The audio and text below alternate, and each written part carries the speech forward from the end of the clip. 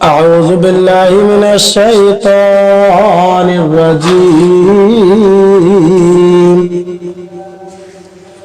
بسم الله الرحمن الرحيم.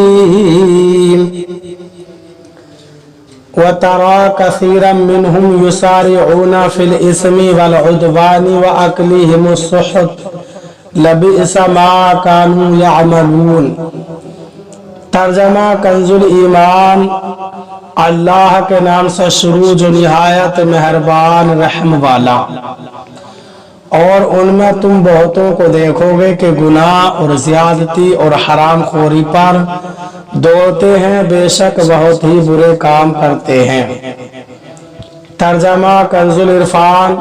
اور تم ان میں سے بہت سے لوگوں کو دیکھو گے کہ گناہ اور زیادتی اور حرام خوری کے کاموں میں دوڑے جاتے ہیں، بے شک یہ بہت ہی برے کام کرتے ہیں.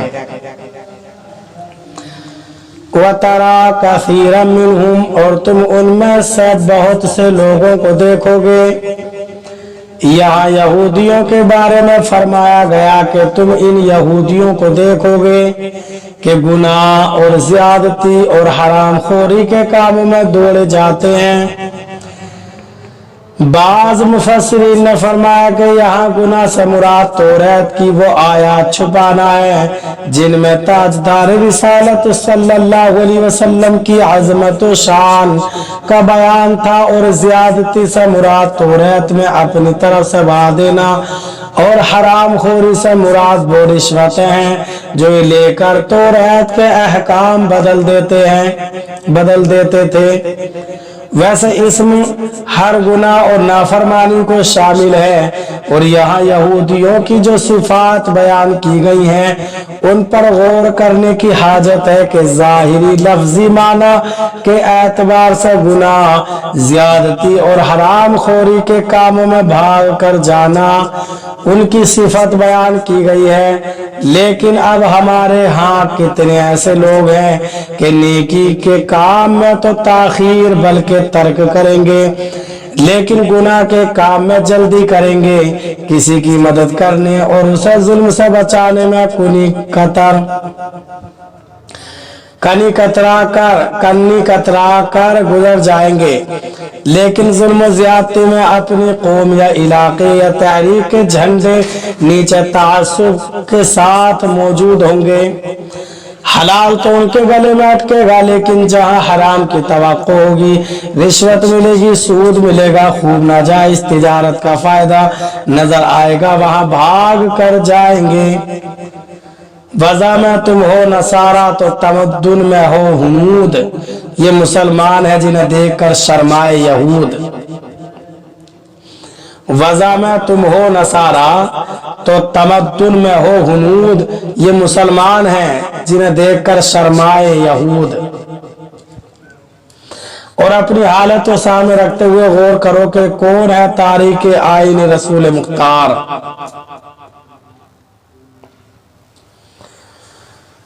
کون ہے تاریخ آئین رسول مختار؟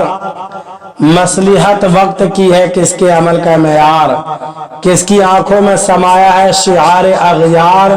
ہو گئی کس کی نگاہ طرز سلف سے بیزار؟ اور اب تمہارا حال یہ ہے کہ قلب میں سوز نہیں، روح میں احساس نہیں، کچھ بھی پیغام محمد کا تمہیں پاس نہیں.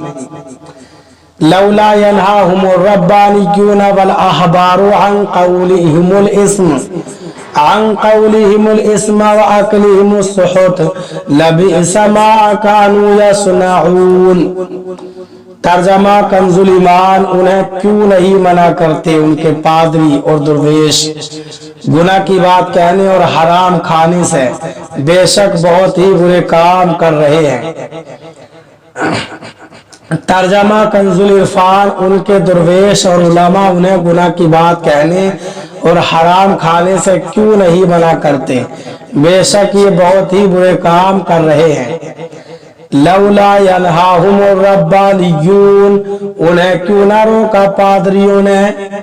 حضرت حسن بصری رحمت اللہ تعالی علیہ فرماتے ہیں اس آیت میں الربانیون سے عیسائیوں کے علماء مراد ہیں اور الاحبار سے یہودیوں کے علماء مراد ہیں، اور ایک قول یہ ہے کہ یہ دونوں الفاظ یہودیوں کے بارے میں ہیں کیونکہ یہ آیات یہودیوں کے متعلق نازل ہوئی ہیں، اور ایک لفظ یہودیوں کے درویش مراد ہیں اور دوسرے لفظ یہودیوں کے علماء مراد ہیں۔